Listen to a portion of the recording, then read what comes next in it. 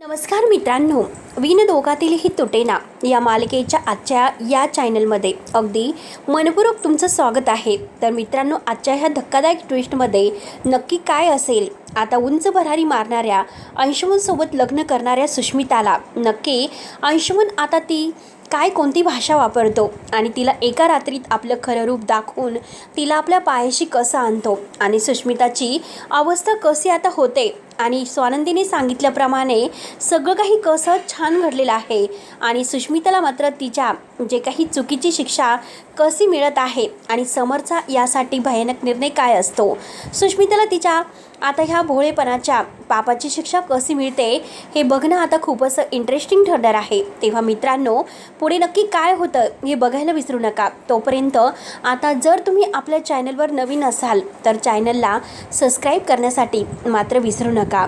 तेव्हा मित्रांनो, हे बघा, आता स्वानंदीने मंदाला विचारलेलं असतं की तू का सुष्मिताचं लग्न त्या नालायक मुलाशी लावून दिलं? तुला माहिती होतं की अंशुमन कसा मुलगा आहे, परंतु मंदा म्हणते अगं तू का त्या चिंगीचा विचार करतेस?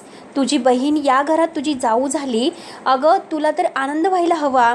तेव्हा स्वानंदी म्हणते की आई, अगं आनंद मला झाला असता, परंतु अंशुमनसारख्या मुलाशी लग्न करून सुष्मिताने खूप मोठी चूक केली। तू तिच्या आयुष्याशी वाटोळं केलेलं आहे। मंदा म्हणते की नाही, मी असं काही केलेलं नाही आणि हे बघ, अंशुमनवर सतत आरोप करत जाऊ नकोस, तो आता माझा जावई आहेस। आणि आता मात्र जेव्हा तो सुष्मिताला पाय चेपायला लावतो तेव्हा स्वानंदीला खूपच राग येतो। स्वानंदी रागाने मात्र आता जेव्हा ह्या सुष्मिताला बोलायला जाते त्याच वेळेस मात्र सुष्मिता तिला म्हणते की हे बघ, आमचा नवरा बायकोचा मॅटर आहे, आम्ही एकमेकांची काळजी घेऊ शकतो, एकमेकांचे आमचे पेस आहे आणि त्यामध्ये तू आता नाक खुपसण्याचा प्रयत्न करू नकोस आणि प्लीज आमच्या मध्ये तर येऊच नकोस। आता ही मलिका आणि अर्पिता मात्र स्वानंदी आणि सुष्मिता या दोघीमध्ये भांडणं लावण्याचा प्रयत्न करत आहे। सुष्मिताला असं वाटतं की सगळेजण आपलं किती कौतुक करत आहे, आपल्यावर किती प्रेम करत आहे, पण ह्या सुष्मिताला मात्र आता सुहाग रात्रीच्या पहिल्या दिवशी नक्की काय होतं, नक्की आता काय असं समोर आलेलं एक भयानक धक्कादायक जो काही ट्विस्ट आहे, तर त्यामध्ये आता समरने मंदाची सुद्धा लायकी कशी काढलेली असते आणि मंदाला सुद्धा आता स्वानंदीला सावत्र मुलगी म्हणत जो काही अपमान तिचा केला गेलेला आहे तर ते मात्र समरला सहन होत नाही। तेव्हा मित्रांनो, हे बघा, आता अंशुमन आणि ही सुष्मिता एका रूममध्ये असतात। आता रूममध्ये असताना आता ही सुष्मिताला असं वाटतं की नक्की आपली पहिली सुहागरात्र असेल, आपण छान तयारी करायला हवं, कारण आता स्वानंदीला तर काही देखवणार नाही, स्वानंदी कधीही आता आपली ही पहिली रात्र साजरी करूनच देणार नाही, नक्की आता आपल्यालाच काहीतरी करावं लागेल। म्हणून ती मलिकाशी बोलायला जाते की सासूबाई, हे बघा, तुम्ही मला जे काही सांगितलं ते मी केलं, पण आतासुद्धा आमची ही पहिली रात्र आहे, मग आता या दिवशी मात्र आम्हाला म्हणजे आमची पेस असायला हवी आणि सुहागरात्र आमची साजरी व्हायला नको का? आता मलिका म्हणते की हो ना, तुमची सुहागरात्र तर साजरी व्हायलाच हवी। आणि ती अर्पिला म्हणते की आप्पी तू जरा तयारी कर, बघ ना सुष्मिता काय बोलतेस। आप्पी जरा हसते, आप्पीला माहिती असतं की अंशुमन कसलं हिच्याबरोबर सुहागरात्र साजरी करतो आणि कसलं काय। आता हे फक्त इला आणि ह्या स्वानंदीला धडा शिकवण्यासाठी हे सर्व नाटक आहे। म्हणून मात्र आता सुष्मिताला असं वाटतं की आता आपण अंशुमनलाच म्हणायला हवं। म्हणून ती अंशुमनला म्हणते की तुम्ही माझ्यावर किती प्रेम करतात, तुम्ही माझ्यावर इतकं प्रेम करतात, मग मला तुम्ही आत्तापर्यंत एक गोष्ट नाही सांगितली की चिंगी आणि तुमच्यामध्ये जे काही झालं होतं ते खरं आहे का? अंशुमन तिला म्हणतो की मी तुला सांगितलं ना, चिंगी आणि माझ्यामध्ये कसं काय घडलं आणि त्या चिंगीने माझा फायदा घेतला। तर सुष्मिता म्हणते की बरं ठीक आहे, चिंगीने तुमचा फायदा घेतला, मग आता मी तुमची हक्काची बायको आहे, राजवाड्यांची सून आहे, मग बायकोच्या हक्कानं मात्र तुम्ही माझ्याकडून सगळं काही करून घेतात, मग मला सुद्धा तुमचं काहीतरी आता प्रेम वगैरे नको का? आणि तुम्हाला का कळत नाही की आपलं लग्न झालं, आपल्या लग्नाची पहिली नवीन रात्र सुहागरात्र आपण साजरी करायला नको का? तुमच्या का हे सर्व लक्षात येत नाही? तेव्हा अंशुमन हसतो, अंशुमन म्हणतो की हो, मी तर या संधीची अगदी वाटच बघून आहे, परंतु आजचा मी तुला धडा काय शिकवतो, कारण आज सुहागरात्रीच्या दिवशी मी तुला माझं खरं रूप कसं दाखवतो हे मात्र तू मनामध्ये ठरवतो। आता बिचारी म्हणजे सुष्मिता खूप छान तयार होत असते, अगदी तिला असं होतं की आता काय करू आणि काय नाही। स्वानंदी तेथे येते, स्वानंदी म्हणते की काय झालं सुश, अगं तू तर खूपच छान तयार होत आहे, कुठे बाहेर वगैरे जायचं आहे की काय संध्याकाळी? सुष्मिता म्हणते की ताई अगं तुला कळतं की नाही, तुझं तर आत्ताच लग्न झालेलं आहे, मग तू सुद्धा अशी तुमची सुहागरात्र साजरी केली की नाही? अगं आज आमची लग्नाची पहिली रात्र आहे, मग आम्हाला व्यवस्थित सगळं काही करायला नको का? तेव्हा स्वानंदीला रागच येत असतो. स्वानंदी म्हणते की ही सूश इतकी कशी बदलली असेल, हिला काही बोलायला काहीच वाटत नसेल. म्हणून मात्र आता ती सुष्मिताला म्हणते की हे बघ सुष्मिता, जर तुमच्यामध्ये अजून काही जरी झालं नसेल ना, प्लीज आत्ता स्वतःला सावर, कारण तो अंशुमन नालायक मुलगा आहे. कारण तो तुझा फायदा घेईल आणि तुला हे लग्न कधीही तुमचं अगदी यशस्वी नाही होणार. तुला पश्चाताप येईल असं काही तू वागू नकोस. अजूनसुद्धा वेळ गेलेली नाही, हे लग्न तू मोडून टाक. तेव्हा हे ऐकल्यानंतर सुष्मिता म्हणते की ताई हे बघ, तुला खरंच माझ्यावर जलसी होते, कारण आता मी या घरचे हक्कदार होईल याचंच तुला आता म्हणजे जलसी फील होत आहे, म्हणूनच तुम्हाला हे सर्व सांगत आहे. स्वानंदी डोक्याला हात लावते. स्वानंदी म्हणते की कहर झाला ह्या मुलीचा, हिला कसं समजावं तेच कळत नाही. सुष्मिता खूप छान तयार होते आणि अंशुमन त्याची तयारी वगैरे करून मात्र तो आता ड्रिंक्स घेतो आणि ड्रिंक्स घेऊन आता खूपच एन्जॉय करूयात असं तो म्हणत असतो. आणि तेवढ्यात मात्र आता ती ड्रिंक्स त्याला म्हणजे ती दारू इतकी चढलेली असते आणि नशेमध्ये आता त्याच्या मनात जे काही सुष्मिताबद्दल राग आहे ना, तो सगळा काही उफाळून बाहेर येतो. सुष्मिता त्याच्या जवळजवळ येत असते आणि त्याच्या जवळ येऊन त्याला आता आपल्या मिठीमध्ये ओढण्याचा जेव्हा ती प्रयत्न करते, अंशुमन तिच्याशी अगोदर खूप छान बोलत असतो, खूप छान वागत असतो, परंतु जेव्हा त्याला सुष्मिताबद्दल काहीच प्रेम वगैरे नसतं म्हणून तो तिला बाजूला झिडकारून देतो आणि सनकने एक तिच्या कानामागे देतो. तेव्हा सुष्मिताला धक्का बसतो. सुष्मिता अंशुवर ओरडते, अंशुमन ही कोणची वागण्याची पद्धत आहे? तेव्हा अंशुमन म्हणतो की हे बघ, लायकीत राहायचं, मी जे सांगितलं ना तेवढंच करायचं, काही तू माझी हक्काची बायको वगैरे नाहीस. जरीही मी तुझ्याबरोबर लग्न केलं असलं ना, तर ते लग्न का केलं? तुझ्या स्वानंदी बहिणीला धडा शिकवण्यासाठी, कारण ती माझं लग्न त्या चिंगीशी लावून देत होती, यासाठी मी तुझ्याबरोबर लग्न केलं. नाहीतर तुझ्यासोबत मी आता हे थर्ड क्लास मुलीसोबत का लग्न केलं असतं? मला काय गरज आहे? आणि तुझ्यात तर मला काही इंटरेस्ट नाही. मी फक्त तुझ्याशी गोड बोललो आणि तू लगेच पैशाला भाळलीस, माझ्या अंगठीला भाळलीस आणि माझ्यावर लग्न करून या घरात आली आणि आता माझी बायको होण्याची स्वप्न पाहतेस का?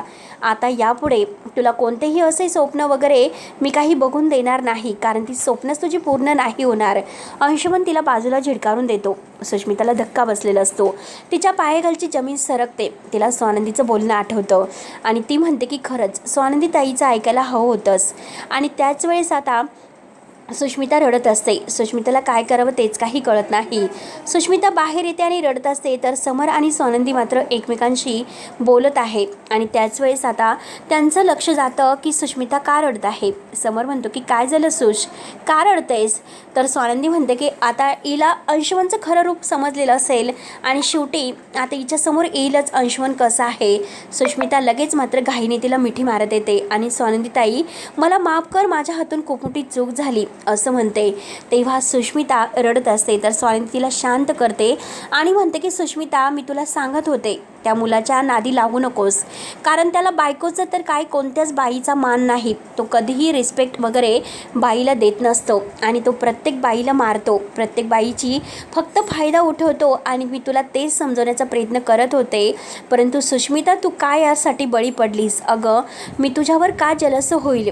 अगं हे बघ, तो जर चांगला असता तर मी स्वतः तुमचं लग्न लावून दिलं असतं, पण त्याने चिंगीची जे काही गैरफायदा करून तिचा जो काही फायदा घेतला, तिला आयुष्यातून उठवलं आणि तेच मात्र आता त्याने तुझ्यासोबत केलं, याचीच मला लाज वाटते.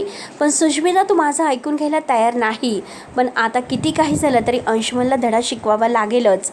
आणि तेवढ्यात तेथे मंदा येते. मंदा म्हणते की सुष्मिता काय झालं? अगं नवरा एकदा बोलला म्हणून लगेच असं इतरांना काही सांगत बसायचं नसतं. आणि तुला तर माहिती आहे ना की स्वानंदी ही आता सावत्र बहीण आहे आणि सावत्र बहिणीला कुठे तुझं सुख देखवेल का? तू कशाला तिच्याजवळ अंशुमनचं घराणं करते? जा अंशुमनकडे रूममध्ये आतमध्ये. तेव्हा सुष्मिता म्हणते की आई तुला कळतं का तू काय बोलतेस? अगं अंशुमनने माझ्या तोंडात मारली, मला बाहेर झिडकारून दिलं आणि तू वर त्याच्याकडे मला जा म्हणतेस. समर आता मलिकाच्या समोर येतो, म्हणजे ह्या मंदाच्या समोर, आणि म्हणतो की हे बघा मंदाताई, म्हणजे तुम्हाला असं वाटलं असन तुम्ही स्वानंदीला काही पण बोलतान, काहीही करतान, परंतु आज मात्र मी तुम्हाला एक गोष्ट खडसावून सांगतो.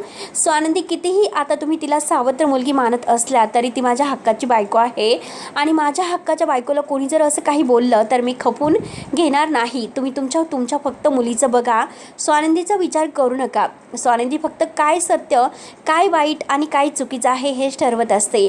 तुम्ही तिच्याकडे अगदी तिच्या स्वाभिमानावर बोट उठू नका आणि तिला दुखूसुद्धा नका. एकतर अर्पिताला आत्ता मी बॅग भरून या घरातून काढून दिले, तसं तुम्हाला या घरातून बॅग भरून मी लवकरच काढून देणार आहे. तसंही या घरात राहण्याचा तुम्हाला काही हक्क नाहीच. तेव्हा मंदा लगेच कांगावा करायला सुरुवात करते. स्वानंदी म्हणते की आई शांत राहा, एकही शब्द मात्र तू आता यांना बोलू नकोस, कारण यांची काही चूकच नव्हती. जी चूक आहे ती फक्त आणि फक्त तुझी आणि सुष्मिताची. आता अंशवनचे जे काही आता हे पापाचे भोग आहे तर ते तुम्हाला भोगायला मिळतीलच आणि त्यामुळे तुम्हीसुद्धा आता हे सर्व सहन करायला तयार व्हा. कारण अंशवन काय करेल काय नाही हे तुम्हाला काही सांगता येणार नाही. सगळं काही होईल ते मात्र आता फक्त अंशवनच्या आणि तुमच्या संमतीने हे सर्व झालेलं आहे ना, मग त्याचे परिणाम तुम्हीच भोगा. बाबासुद्धा येणार नाही, रोहनसुद्धा येणार नाही आणि मलासुद्धा काही सांगायचं नाही. सुष्मिता आता रडत असते. सुष्मिता म्हणते की आई तू वाटेल तसं स्वानंदी ताईला बोलू नकोस. अंशवनची चूक आहे, कारण अंशवनने माझ्यावर जे काही हात उगारला ते मात्र मी तुला नाही सांगू शकत. तेव्हा मंदा म्हणते की थांब, मी त्या अंशवनला बघते, त्याच्याकडे बघते त्याची हात उचलण्याची हिंमतच कशी झाली.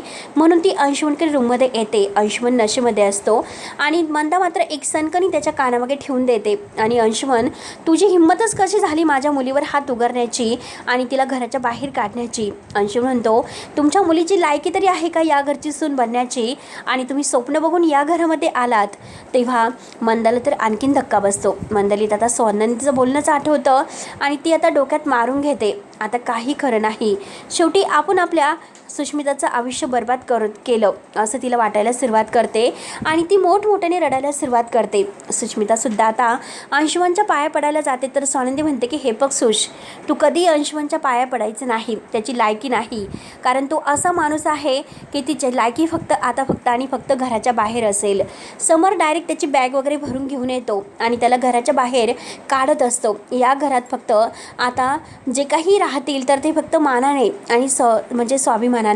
जर या घरातून जर कुणाला चिंगीचा आणि या कुणाचा अपमान करायचा असेल तर त्या करणाऱ्याला मात्र या घरात जागा नाही. काकूला सुद्धा सांगून ठेवतो, काकू हे बघ मी अर्पिताताईला तिच्या घरी का पाठवून दिले याचा विचार कर, आणि जर तुला असेच काही कारस्थान करायचे असेल तर त्या अगोदर तू आता माझ्याशी बोल. म्हणून आता समरने सगळ्यांना वठणीवर आणलेलं असतं आणि पहिल्याच रात्री सुष्मिताला मात्र ह्या अंशवने त्याचा इंगा दाखवलेला असतो.